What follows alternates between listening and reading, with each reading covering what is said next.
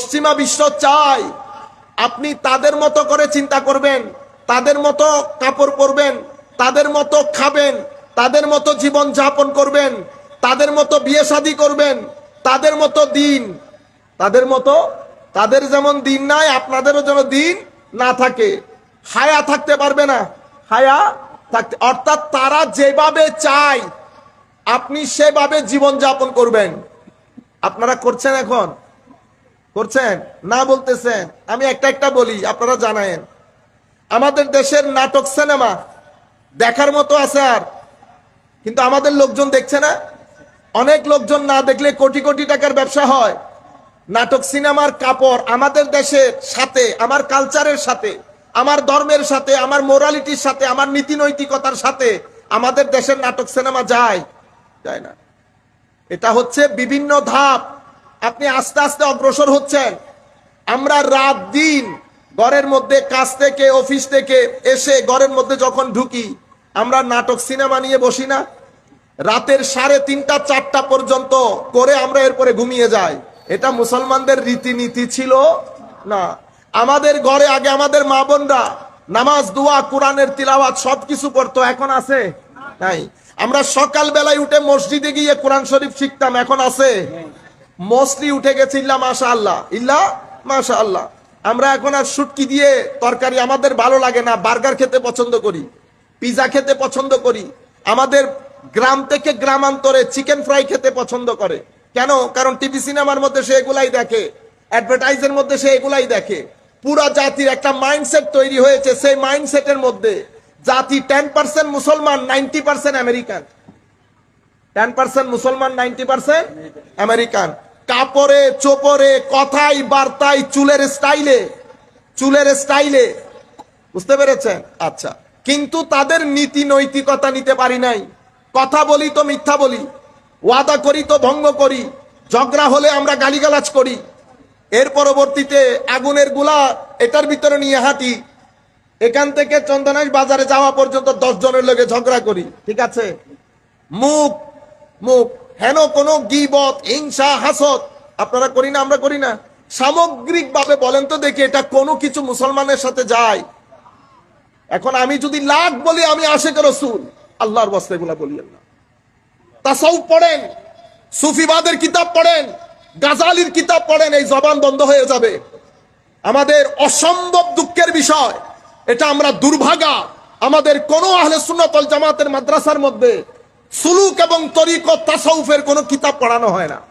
যার কারণে আখলাক, সুফিয়ানা আখলাক, দরবেশানা আখলাক এগুলো আমাদের ভিতরে নাই।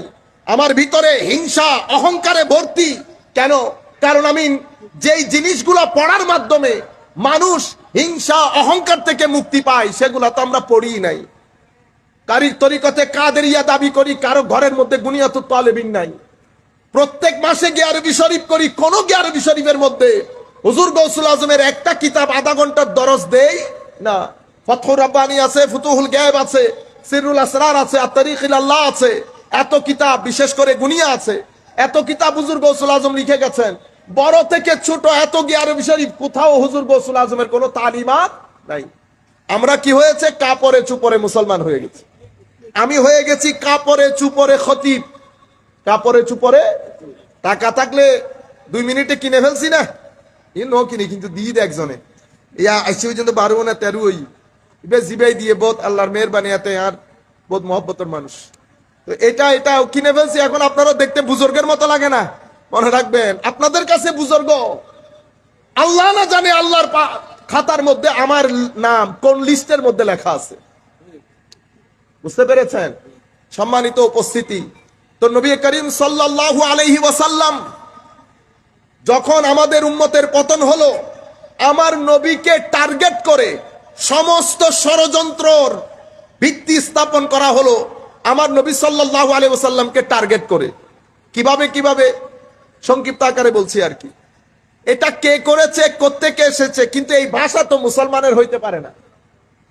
মুসলমান কি আজীব লাগে।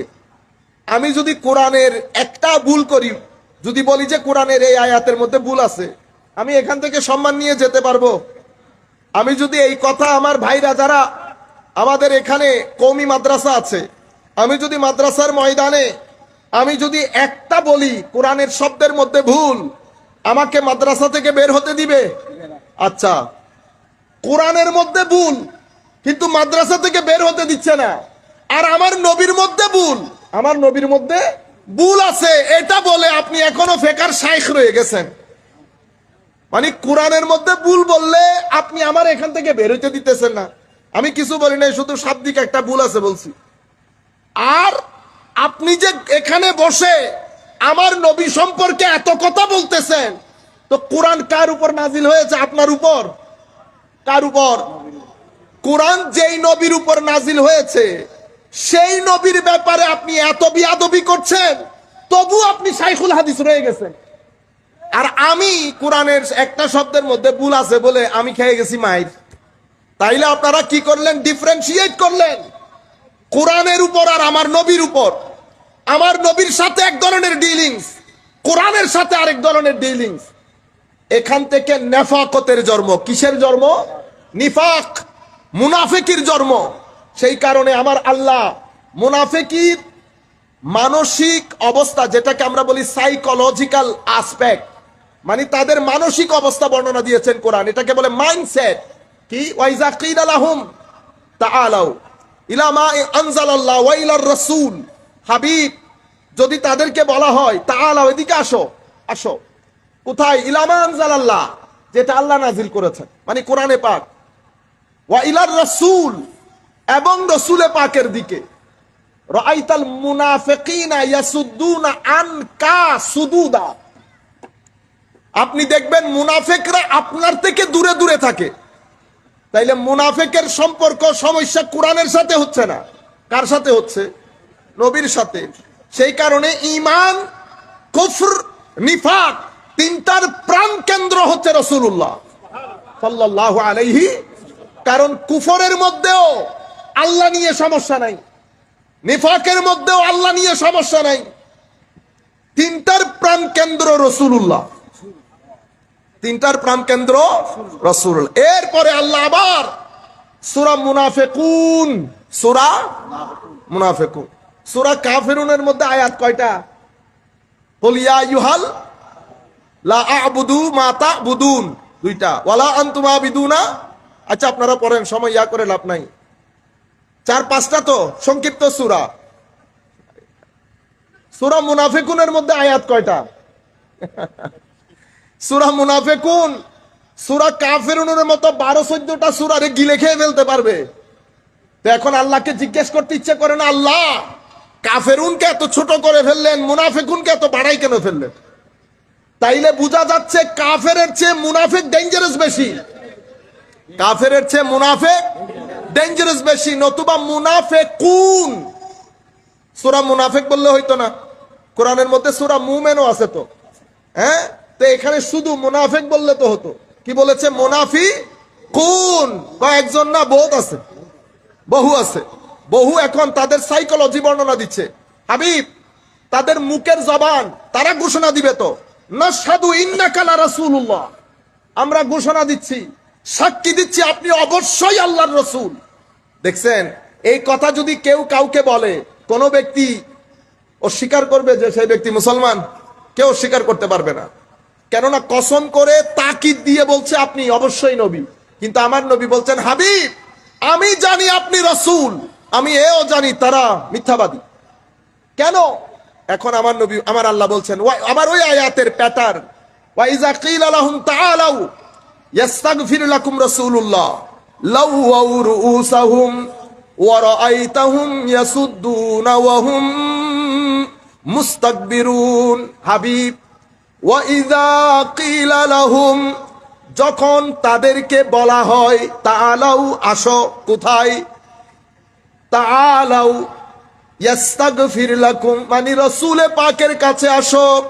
রাসূল তোমাদের জন্য আল্লাহর দরবারে ইস্তেগফার করবেন। তোমরা যদি রাসূলে পাকের কাছে আসো, রাসূল তোমাদের জন্য আল্লাহর দরবারে ক্ষমা চাইবেন। তো রাসূলের ক্ষমা চাওয়া এর চেয়ে বড় নিয়ামত তো রুয়ে জমিনের মধ্যে আর কিছু হইতে পারে না। সাহাবায়ে কেরাম তো অপেক্ষা করতো আমার নবী তাদের জন্য আল্লাহর দরবারে ইস্তেগফার করুক। কিন্তু মুনাফিকদের অবস্থা দেখেন, লাওয়াউ রুউসাহুম, মাথারে ঝাঁকুনি মারে, তারা অহংকার দেখায়, অহংকার দেখিয়ে তারা এই প্রপোজালটাকে ডিনাই করে। বলেন তো দেখি, উম্মতের একেবারে নিরেট মূর্খ একজন মুসলমানকেও যদি বলে রসুলের কাছে যাও, রসুল তোমার জন্য ক্ষমা প্রার্থনা করবে, উম্মতের কোন পাগল এত বড় প্রপোজালকে রিজেক্ট করবে? রিজেক্ট কারা করতে পারবে? যারা নবুয়তকে সংকুচিত করেছে, নবুয়তকে আমাদের মতো তোমাদের মতো বানিয়ে ফেলেছে, তারা তো চিন্তা করবে না ক্ষমা চাইলে আল্লাহর দরবারে চাইবো, রসুলের দরবারে কেন? ফারাক করে ফেলেছে। বুঝতে পেরেছেন? আমার আল্লাহর পরে কি বললেন? সাওয়াউন আলাইহিম আস্তাগফারতা লাহুম আম লাম তাস্তাগফির লাহুম লা ইয়াগফিরাল্লাহু লাহুম। হুজুর, আপনি তাদের জন্য ক্ষমা চান আর ক্ষমা না চান, আমার আল্লাহর সিদ্ধান্ত হচ্ছে আমি কখনো তাদেরকে ক্ষমা করব না। তখন এখন এই আয়াতের অর্থ দুই ধরনের হয়। তো দেখছেন, আল্লাহ রসুলের ক্ষমা চাইলেও আল্লাহ ক্ষমা করবে না বলেছেন।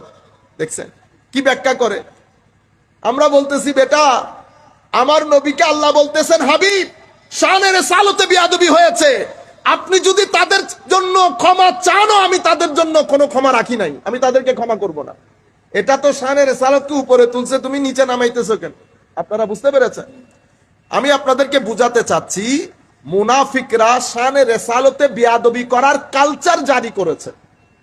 সেই কালচার জুলখুয়াইসারা তামিমির মাধ্যমে আমার নবীর জমানা থেকে শুরু হয়েছে। সেইটা মিডল ইস্টের মাধ্যমে তিনটা ডাইমেনশনে আমার নবী সাল্লাল্লাহু আলাইহি ইসলামের শানে বিয়াদবির বাজার গরম হয়েছে। একটাকে আমরা বলি তানকিসে নুবুওয়া, ইনকারে নবুওয়া না, মানে নবুয়তকে অস্বীকার করা না, অস্বীকার করলে তো কাফের হয়ে যাবে। কি করা? তানকিস, আমার নবী সাল্লাল্লাহু আলাইহি ইসলামের অবস্থানকে নিচে টেনে আনা, আমার মতো বলা, দুষ্গুণ খোঁজা, নবী সাল্লাল্লাহু আলাইহি ইসলামকে ডিফেন্ড করা, ইনসাল্ট করা, আমার নবীর মা বাবা নিয়ে কথা বলা, আমার নবীর সামগ্রিক জীবনের মধ্যে দুস্ত্রুটি খোঁজা, নবীর শানকে সংকুচিত করা। আপনারা বুঝতে পেরেছেন? এটাকে বলে তানকিসে নবুওয়া। আরেকটা বিষয় কোনটা? আরেকটা হচ্ছে ইনকারে সুন্নাহ। আমার নবীর সহি হাদিসের নামে তো পরবর্তী এসেছে, এখানে এক দল আছে তারা নিজেদেরকে আহলুল কুরআন বলে। কেন? কারণ তারা সুন্নতে রসুলকে মানে না। তাদের দৃষ্টিতে রসুলে পাকের হাদিস 500 বছর পরে এসেছে, 300 বছর। সেই কারণে আমরা শুধু কোরআন মানি, হাদিস মানি না। আপনারা যদি হাদিস না মানেন, আমার সাথে বেশ কিছুদিন আগে আমি বলেছি ভাই অনলাইনের মধ্যে পাগল করে ফেলতেছে, ডিবেট করবে। আমি বলছি পাগল ছাগলের লোকে ডিবেট করি না, এমনিতে ডায়ালগ করেন, তবে আপনি অবশ্যই স্কলার হতে হবে। স্কলার না হলে, শরীয়তের হুদুদ না জানলে জীবনে বাংলাদেশ আসেন নাই। আপনি মানুষের কাছ থেকে শুনছেন এখানে খরা, এখানে ঝড় বৃষ্টি, এখানে বন্যা, তো আমি আপনাকে বাংলাদেশ বুঝাইতে পারবো? আবে বাংলাদেশ দেখেন, আসেন, বুঝেন, পড়েন, অতঃপর কথা বলি। না, হাদিস এটা 300 বছর পরে। তা বললাম যদি আপনি হাদিস 300-400 বাদ দেন, এত কিছু বুঝি না, আপনি যদি হাদিসের একটা অংশ বাদ দেন, আপনি তো কোরআন মানতে পারবেন? পারবেন না। কিভাবে? আমার নবী আরবিতে কথা বলতেন, ঠিক না? আমার নবী যখন শরীয়তের হুকুম আহকাম বলতেন, এটাও আরবিতে বলতেন। আমার নবীর উপর কোরআনের আয়াত নাজিল হয়েছে, এটাও আরবিতে। আমার নবী যখন কোরআন নাজিল হতো, সাহাবায়ে কেরামকে ডাকতেন, ডেকে কোরআন পড়তেন। পড়ার পরে সাহাবী কি বুঝতে পারতো কোনটা কোরআন কোনটা হাদিস? সাহাবায়ে কেরাম নিশ্চয় জিজ্ঞেস করতো না, ইয়া রাসূলুল্লাহ এটা কোন খাতায় লিখবো? তা আমার নবী কি বলতেন? এটা কোরআনের খাতায় লিখো। কিসের খাতায়? তো আমার নবীর এই কথাটা, এটা মনোযোগ দিয়ে শুনেন, এই কথাটা এটা কোরআনের খাতায়, অথবা এটা হাজা কুরআন, হাজা কোরআন, এটা কোরআন। কোরআনের পরিচয় তুলে ধরতেছেন কে? আমার নবী। তো হাজা কোরআন, এটা সুন্নত, এটা তো হাদিসে রাসূল। হাজা কোরআনের পরে যখন আয়াত পড়তেছে, ওইটা না কোরআন। তো কোরআন আমার নবীর জবান থেকে দুইটা শব্দ বের হয়েছে, একটা কোরআনের আয়াত বের হয়েছে। তার আগে আমার নবী কোরআনকে পরিচয় করিয়ে দিতে গিয়ে বলেছেন এটা কোরআন। এইটা কোরআন, এটা কিন্তু কোরআনের আয়াত না, এটা হাদিসের রাসূল। এটা বাদ দিয়ে দিলে কোরআনের আয়াত কোন জায়গায় লিখবেন আপনি? কে বলবে আপনাকে কোনটা কোরআন কোনটা হাদিস? আপনারা বুঝতে পেরেছেন? শুধু এতটুকু মাথায় রাখবেন, এটা কোরআন। জিজ্ঞেস করবো আমরা, এটা কি জিনিস? এটা কোরআন না হাদিস? আমার মুখ নবীর মুখ নিঃসৃত বাণী। আপনি হাদিস বাদ দিলে কোরআন পর্যন্ত কেমনে যাবেন? সেই কারণে আমার নবী সাল্লাল্লাহু আলাইহি ওয়াসাল্লামকে আল্লাহ নাম দিয়েছেন বুরহান। কি দিয়েছেন? বুরহান। রুয়ে জমিনের মধ্যে যেদিকে তাকাবেন আপনি সব আয়াতুল্লাহ, সব আয়াতুল্লাহ। সেই কারণে নবমণ্ডল ভূমণ্ডলের মধ্যে আমার আল্লাহ সূরা ফাতিহার মধ্যে কি বলেছে দেখেন, আলহামদুলিল্লাহি রাব্বিল আলামিন আর রহমানির রহিম মালিকি ইয়াউমিদ্দিন। আলহামদুলিল্লাহি রাব্বিল, তো আল্লাহ রব্বুল আলামিন। আলামিন এটা আলম এর বহু বচন। আলম মানে চিহ্ন। তো মাওলা আলমিনকে আলম কেন বলে? তো কারণ এই আলমের অণু পরমাণু ধূলিকণা সবকিছু আল্লাহর অস্তিত্বের উপর স্পষ্ট দলিল বহন করে। যেদিকে তাকাবেন আপনি আল্লাহর আয়াত দেখবেন। আল্লাহর আয়াত দুই ধরনের। কয় ধরনের? একটাকে আমরা বলি আয়াতে মঞ্জুর, একটাকে আমরা বলি আয়াতে মান্তুক। মঞ্জুর যেটা নজরে আসে। কি কি নজরে আসে? দিন রাতের পরিবর্তন, চন্দ্র সূর্য গ্রহ নক্ষত্র আকাশ বাতাস অক্সিজেন সমুদ্র, সবকিছু আয়াতে ইলাহি, সবকিছু আয়াতে। আপনার শরীরের মধ্যে হৃৎপিণ্ড হার্ট চোখ কান সব আয়াতে ইলাহি। পবিত্র কোরআনের মধ্যে আল্লাহ আয়াতের এক বিশাল লিস্ট দিয়েছেন। আপনার স্ত্রী আয়াত ইলাহি, আপনার সন্তান আয়াত ইলাহি, সন্তানের প্রতি আপনার নিখাত ভালোবাসা আয়াত ইলাহি, একজন মা তার সন্তানের প্রতি যে ভালোবাসা ধারণ করে আয়াত ইলাহি। কোনটাকে আমার আল্লাহ বুরহান বলে নাই। কি বলে নাই? বুরহান। তা আমার আল্লাহ বলছেন এই সব আয়াত ইলাহি মঞ্জুর। এরপরে যে আয়াত পড়া যায় সেটা কোরআনের মধ্যে রেখেছেন আয়াত, এটাকে বলে আয়াতে মান্তুক। এটা আপনি পড়ছেন সব আয়াত, এক আয়াত দুই আয়াত তিন আয়াত। মাওলা এটা কেন আয়াত? এটার প্রত্যেকটা আয়াত, প্রত্যেকটা শব্দ, প্রত্যেকটা অক্ষর, প্রত্যেকটা নুক্তা আমার আল্লাহর অস্তিত্ব কামালিয়তের উপর স্পষ্ট দলিল বহন করে। আপনারা বুঝতে পেরেছেন? মাওলা এগুলা কি বুরহান? এটাও বুরহান না। বুরহান কাকে বলে? বুরহান হচ্ছে এমন একটা দলিল যেই দলিলের পরে আর কোন দলিলের দরকার হয় না। যেই দলিল মানলে আপনি মুমিন, না মানলে আপনি কাফের, মানলে জান্নাতি, না মানলে আবদি জাহান্নামী, আবদি জাহান্নামী। সমুদ্র যদি অস্বীকার করেন কোনো অসুবিধা আছে? পাহাড় অস্বীকার করলে কোনো অসুবিধা আছে? এগুলো আয়াত ইলাহি, এগুলা নিদর্শন এভাবে আল্লাহ সাজিয়েছেন। কিন্তু আল্লাহর সমগ্র সৃষ্টির মধ্যে আল্লাহ আউকাদুল আদিল্লা, সবচেয়ে কঠিন শক্তিশালী দলিল যাকে বানিয়েছেন এবং যাকে পাঠিয়েছেন সেটা আমার আর আপনার নবী মুহাম্মদুর রাসূলুল্লাহ সাল্লাল্লাহু আলাইহি ওয়াসাল্লাম। কদ জাআকুম বুরহানুম মির রাব্বিকুম। আমার নবী, নবীর জীবনের প্রত্যেকটা দিন সময় আল্লাহর অস্তিত্বের জন্য বুরহান, আল্লাহর অস্তিত্বের জন্য বুরহান।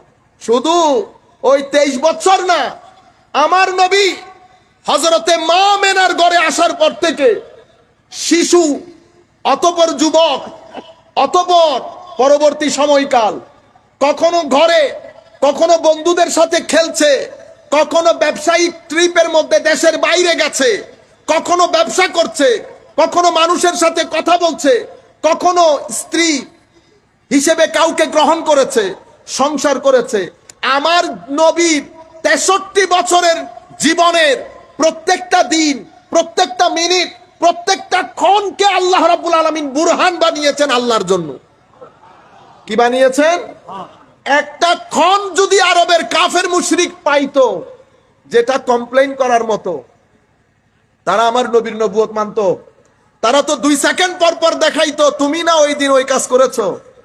তোমাকে চিনি, কিন্তু আমার নবীর ব্যাপারে আমার নবীর সবচেয়ে বড় শত্রু তখন পর ইসলাম কবুল করেছে হযরত আবু সুফিয়ান রাদিয়াল্লাহু আনহু ওয়া আরদা।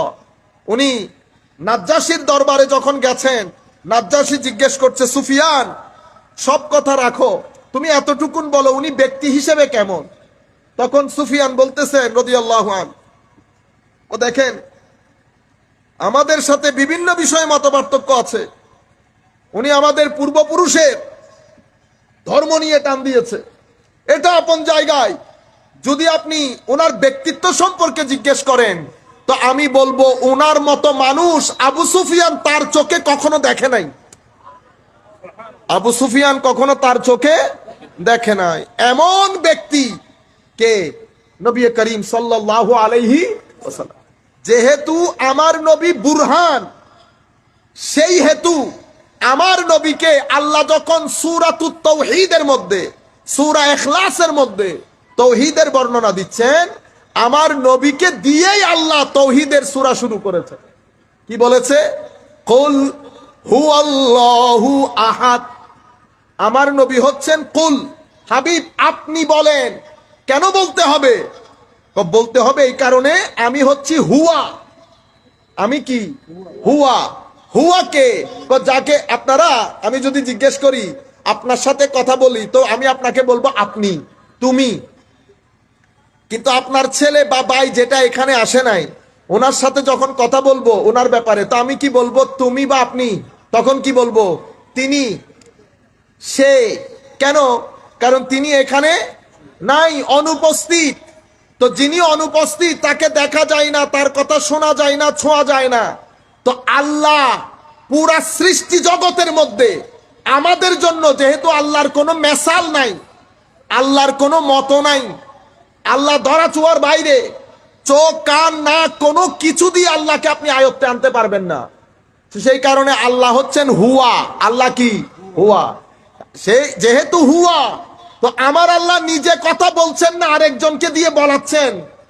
তো যে যাকে দিয়ে বলাচ্ছেন উনি যেহেতু আল্লাহর মাহবুব, আল্লাহর নবী, আল্লাহর রসুল, আল্লাহর বুরহান, আল্লাহর বুরহান, সেই কারণে আমার নবীকে দিয়ে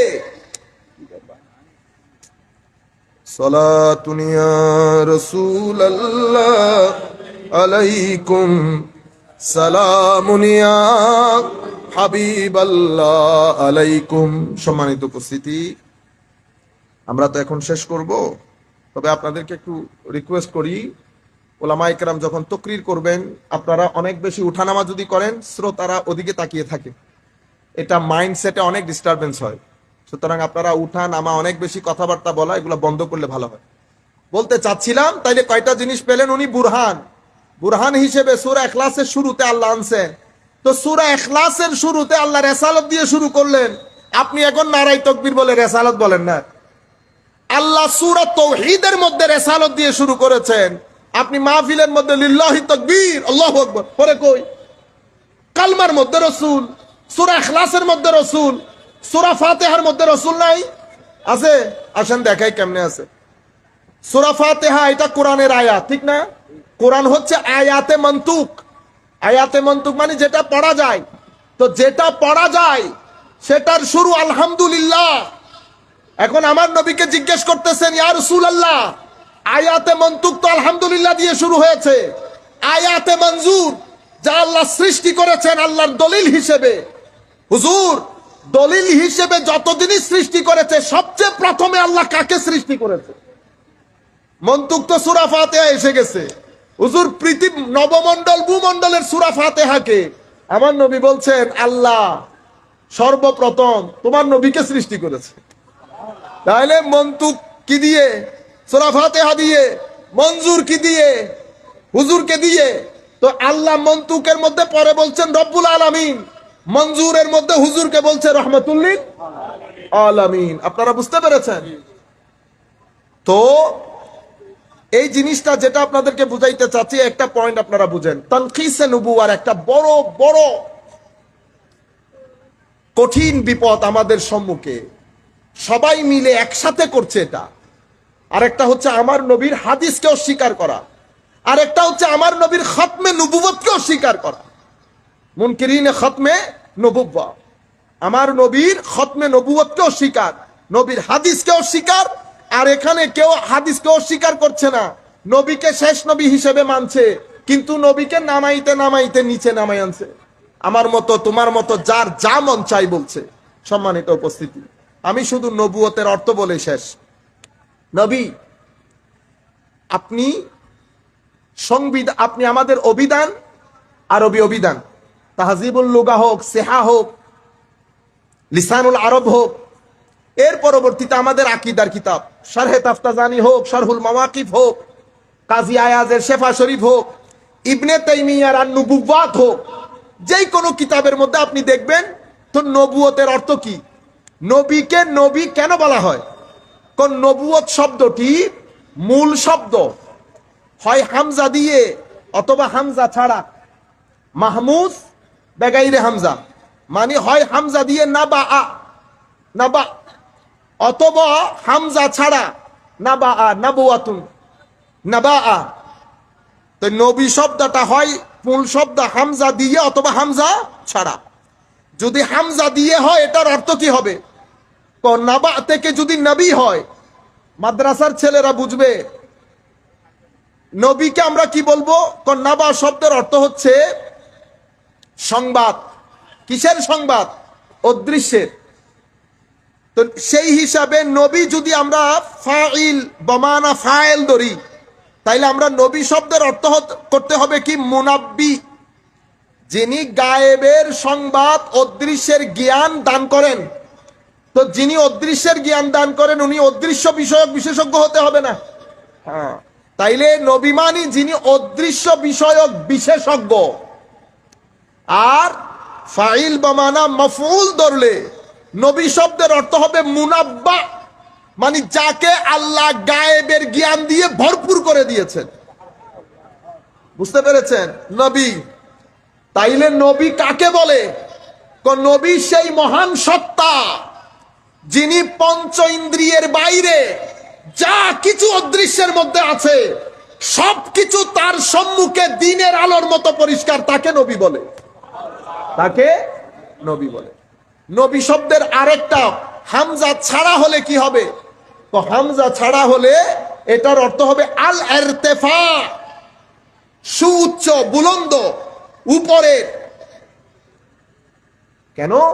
তো সেই হিসাবে নবী মানে মাকান আল মুরতাফা, যেটা সুউচ্চ মকান, দূর দরাজ থেকে মানুষ যেই জায়গা দেখে নিজের ডাইরেকশন ঠিক করতে পারে। তো নবীকে নবী কেন বলা হয়? নবীকে নবী বলা হয় এই শব্দের অর্থের দিক থেকে, নবী ইন্নাহু শুররিফা, কারণ কুল কায়নাতের মধ্যে নবীর অবস্থান সবার উপরে, সেই কারণে নবীকে নবী বলা হয়। সেই কারণে নবীকে নবী বলা হয়। তাইলে নবী শব্দের মধ্যে একটা হচ্ছে মকাম, উপরের মকাম। সেই কারণে আমার আল্লাহ নবী শব্দের এই অর্থকে সামনে রেখে কোরআনে কি বলেছে, ওয়ারাফা'না লাকা যিকরাক, আপনার জিকিরকে, সম্মানকে আমি অনেক বুলন্দ করেছি। আপনি কেমনে এটার তাফসীর করবেন বলেন তো? আপনি আপনার মতো করেই তো করবেন যে আল্লাহর নবী, আল্লাহর সাথে আল্লাহর নবীর নাম আল্লাহ জুড়ে দিয়েছেন, বাস আর কিছু বলতে পারতেছেন। কিন্তু আমার আল্লাহ তো বলেছেন ওয়ারাফা'না লাকা যিকরাক, আমি আপনার ওয়াজ তাকরীর, আপনার শান শৌকত, আপনার ফজিলত মার্তাবা আমি অনেক বুলন্দ করেছি। এখন আল্লাহ যখন বলছেন ওয়ারাফা'না, আমি বুলন্দ করেছি, আমার আল্লাহর তো কোনো মেসাল নাই, কোনো উপর নাই, নিচ নাই, ডান নাই, বাম নাই। আল্লাহর জন্য কোনো রবিবার সোমবার নাই, কোনো মাঠ নাই, জায়গা নাই। আমার আল্লাহ তো কোনো দিক থেকে কারো মতো না। তো মাওলা আল্লাহ যখন বলবেন আমি বুলন্দ করেছি, আমাকে বুঝতে হবে সেই বুলন্দির কোনো সীমা পরিসীমা নাই, কারণ আমার আল্লাহরও কোনো সীমা পরিসীমা। আপনারা আমার কথা বুঝতেছেন? সম্মানিত উপস্থিতি, এই আন্দাজে আল্লাহর নবী সাল্লাল্লাহু আলাইহি ওয়াসাল্লামকে আল্লাহ বুলন্দ মর্তবা দান করেছেন। আর নবী, আমি যেটা বলেছি গায়েবের কথা, আপনি পবিত্র কোরআনের মধ্যে দুই ধরনের আয়াত পাবেন। বেশিরভাগ আয়াতের মধ্যে বলা হয়েছে আমি নবীদেরকে গায়েবের জ্ঞান দান করি।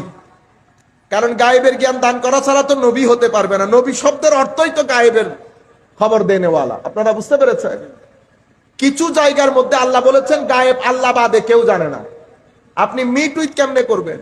মনে রাখবেন, আপনি যদি এমনিতে দেখেন সত্তাগতভাবে গায়েবের জ্ঞান আল্লাহ ছাড়া কারো কাছে থাকার কথাও না, কিন্তু আল্লাহ সেই জ্ঞান নবীদের মধ্যেও বন্টন করেছেন এবং নবীর শান অনুযায়ী নবীর ওসিলায় আল্লাহ আল্লাহর নবীর উম্মতদের মধ্যে বন্টন করেছেন।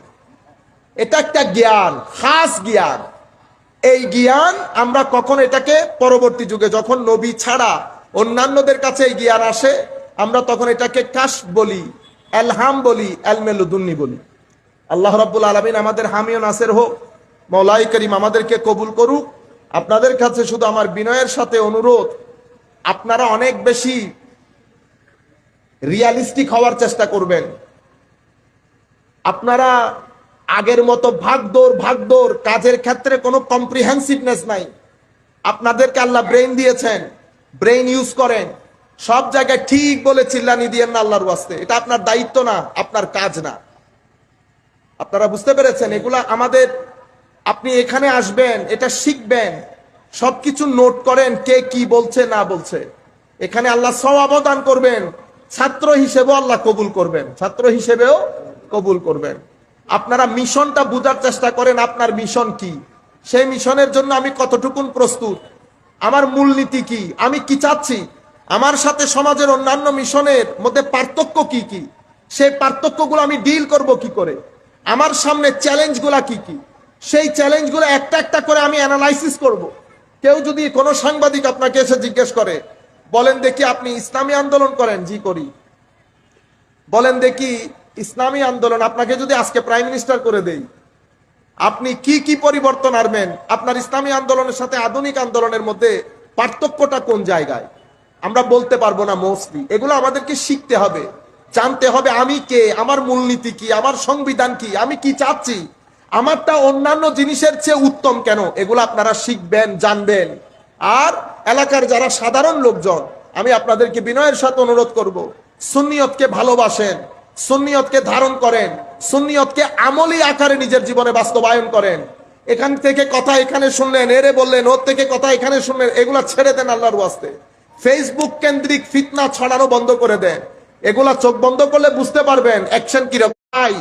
সে যেই গ্রুপেই থাকুক না কেন, আমার মাথার উপর তার স্থান, এটা আপনারা ধারণ করবেন, এটা বোঝার চেষ্টা করবেন। আমি যেই পীরের মুরিদ হই না কেন, প্রত্যেক পীরের মুরিদ আমার ভাই। আপনি মনে করেন না আপনারটা বহুত বড় কিছু আর একটা ছোট, এখানে কোনো বড় ছোট নাই। আপনার কাছে কি ফিতা টেপ আছে? অবস্থা হয়েছি মুরিদ না মিলে পীরের কারামত বর্ণনা করে। প্রত্যেক পীর তার মুরিদদের মধ্যে কারামত প্রডিউসার রাখে। কি প্রডিউসার? কারামত প্রডিউসার। মুরিদ এখন কারামত বলে বলে পীরের ইজ্জত বাড়াইতে চায়। আজীব দুনিয়া এসে গেছে, হায়াও লাগে না, হায়াও এক ধরনের হয়ে গেছি। এখন তো মাহফিল ইচ্ছেও করে না আসতে। কি একটা আজীব মাহল আমরা তৈরি করেছি।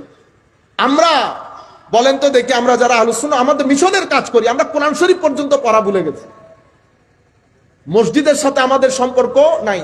মসজিদের সাথে সম্পর্ক করবেন, নামাজ অন্তত 2 ওয়াক্ত মসজিদে গিয়ে পড়বেন, অবশ্যই পবিত্র কোরআনের তিলাওয়াত করবেন, সুন্নিয়তকে জানেন, শিখেন, বুঝেন এবং সুন্নিয়তকে আরেকজনের সামনে তুলে ধরার সক্ষমতা অর্জন করেন। আপনারা বুঝতে পেরেছেন? আল্লাহ রাব্বুল আলামিন আমাদের হামি ও নাসির হোক। মওলাই করিম আমাদেরকে কবুল